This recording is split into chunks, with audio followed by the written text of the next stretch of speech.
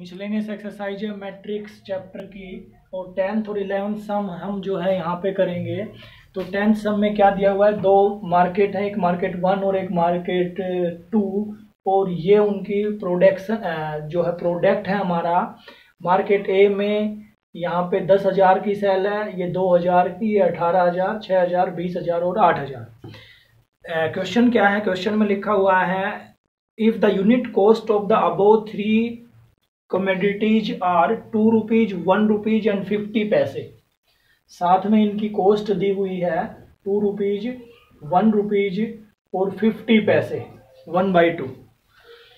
इतना product cell होता है और ये इसकी कॉस्ट है। तो इसका प्रॉफिट हमने निकालना है कि मार्केट ए में कितना प्रॉफिट मिलेगा और मार्केट जो है सेकंड जो जिसको हम बी भी कह सकते हैं उसमें कितना प्रॉफिट मिलेगा।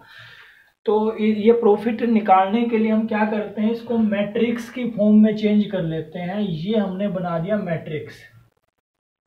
अब हमारे पास ये सिर्फ नंबर्स हैं, मैथ की फॉर्म में हम ले आए इसको। और मैट्रिक्स का सबसे बेनिफिट जो है एस्टिमेशन में, जब हम कोई सेल्स प्रोजेक्शन करते हैं तो उसमें हम यूज करते हैं। तो वही चीज यहाँ पे यूज होती हुई ये हमने दूसरा मैट्रिक्स बना दिया। इन दोनों की मल्टीप्लाई, जितना प्रोडक्ट सेल हुआ और जो उसकी कॉस्ट है उनकी मल्टीप्लाई से हम टोटल इसका प्रॉफिट निकाल देंगे। इस मैट्रिक्स की मल्टीप्लाई इसके साथ हमने करनी है। तो इसका ऑर्डर अगर देखूं तो वो 2/3 है और इसका ऑर्डर देखूं तो 3/1 है। तो इसका मतलब जब प्रोडक्ट हमने सीखा था तो हमने देखा था कि जितने नंबर ऑफ कॉलम्स हैं उतनी नंबर ऑफ रोज हैं तो मल्टीप्लाई हो सकती है। तो इसकी मल्टीप्लाई हो सकती है और जो नया मैट्रिक्स बनेगा उसका ऑर्डर आएगा 2/1। तो कर दीजिए मल्टीप्लाई और जो मल्टीप्लाई आएगी वही हमारा प्रॉफिट होगा। तो जो नया मैट्रिक्स बनेगा वो बनेगा हमारा 2/1 का। फर्स्ट रो की फर्स्ट कॉलम से मल्टीप्लाई करेंगे, 10,000 गुना 2 ये हो गया 20,000, जमा 2,000 गुना 1 2,000, 18,000 गुना ये इसका हाफ हो जाएगा, ये 9,000। ये 1/2 मैंने इसलिए किया, यहाँ पे 50 पैसे दिए हुए थे, 50 पैसे को मैंने रुपीज में कन्वर्ट कर दिया। ये 12,000, 20,000 और प्लस 8/2 यानी कि 4,000। 12,000, 20,000 और 4,000, 20 और 2 और 9। तो ये मल्टीप्लाई इसका प्लस करेंगे, 20 और 2 22 और 9 31,000 और ये हो जाएगा 20, 32 और 4 36। तो दोनों मार्केट का प्रॉफिट है ये हमने प्रॉफिट निकालना था 10th सम में। तो इसी तरह से इसका सेकंड पार्ट भी हम कर लेंगे। दूसरा क्वेश्चन एक और है, कहता है कि एक मैट्रिक्स x है और उसकी प्रोडक्ट हम इसके साथ करें तो ये आता है। तो x आपने फाइंड आउट करना है। तो मैट्रिक्स x निकालने के लिए हम क्या करेंगे, हमें ये पता है कि इन दोनों मैट्रिक्स की प्रोडक्ट, इन दोनों मैट्रिक्स की प्रोडक्ट में यहां पे लिख रहा हूं इसका, इस मैट्रिक्स की, इसको मैंने x नाम दिया, ये मैं लेट कर लेता हूं।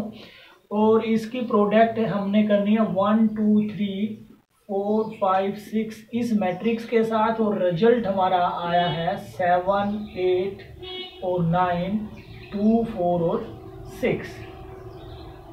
ये 11 सम हम यहाँ पे कर रहे हैं, ठीक।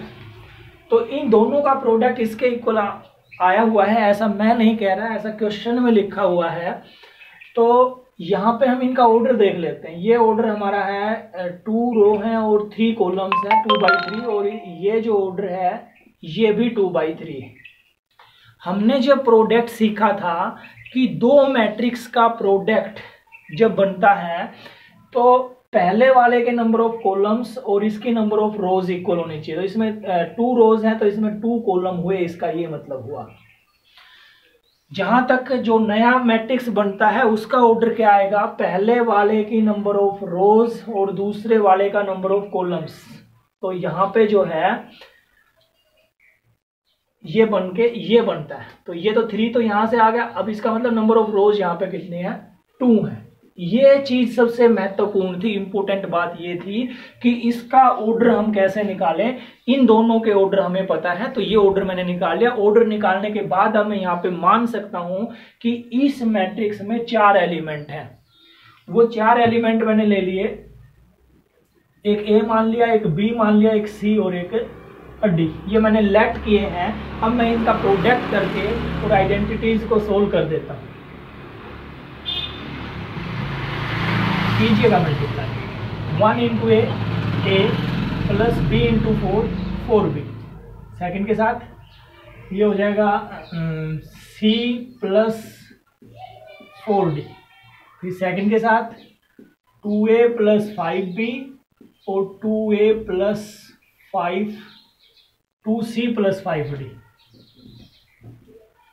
इसी तरह से ये तीसरा 3a प्लस 6b और ये हो जाएगा 3c प्लस 6d।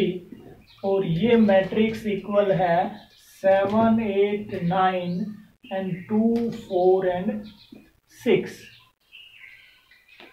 चलिए कंपेयर करते हैं। फर्स्ट हमारा आता है a plus 4b equal to -7 और सेकंड जो है हमारा आइडेंटिटी है 2a प्लस 5, हाँ यहाँ पे b था, 2a plus 5b equal to -8। तो इन दोनों को सोल्व करके a और b की वैल्यू निकल जाएगी। इसका डबल कर लीजिए तो ये हो जाएगा 2a और ये हो गया 8b और इसका डबल हो गया 14।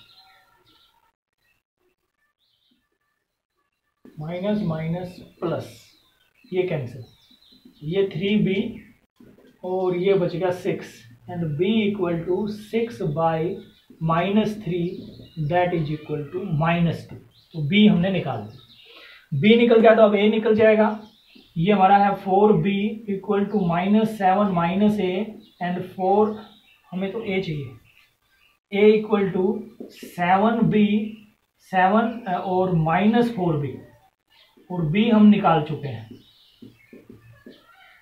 तो ये हो गया -7 और -8 -50 माइनस ये प्लस होगा, सॉरी 4 2 8 और 8 है तो ये हमारा हो जाएगा 1। a की वैल्यू आ गई 1 और b की वैल्यू हमारी आई थी -2। इसी तरह से c और d और निकाल लेते हैं। फर्स्ट जो है उससे c प्लस 4d वो इक्वल है इधर 2 के और ये ले लेते हैं 3c प्लस 6d, ये 6 के इक्वल। तो इसका 3 टाइम्स हम कर लेते हैं तो ये हो जाएगा 3c plus 12d equal to 6। ये कैंसिल, -6d इक्वल टू 0 और d की वैल्यू 0 है। अब d की क्योंकि 0 है तो c हमारा बनेगा 4 इंटू 0 इक्वल टू 2 और c इक्वल टू 2। तो यहाँ से जो x मैट्रिक्स हमने लेट किया था वो किया था a b c और d। क्योंकि मैं इनकी वैल्यू निकाल चुका हूँ तो मैं वो वैल्यू यहाँ पे लिख देता हूँ। a की वैल्यू 1 निकाली है मैंने और c की वैल्यू जो है वो 2 आई है और b की जगह -2 आया है और d की वैल्यू जो है वो आई है 0। तो इस तरह से एक्सरसाइज के ये सम हमारे कंप्लीट होते हैं। और बाकी की एक्सरसाइज के पूरे सम देखने के लिए या कोई भी प्रॉब्लम्स है तो आप कमेंट बॉक्स में जाके कमेंट कर सकते हैं और हमारा चैनल सब्सक्राइब कीजिए, लाइक कीजिए, शेयर कीजिए। Thank you.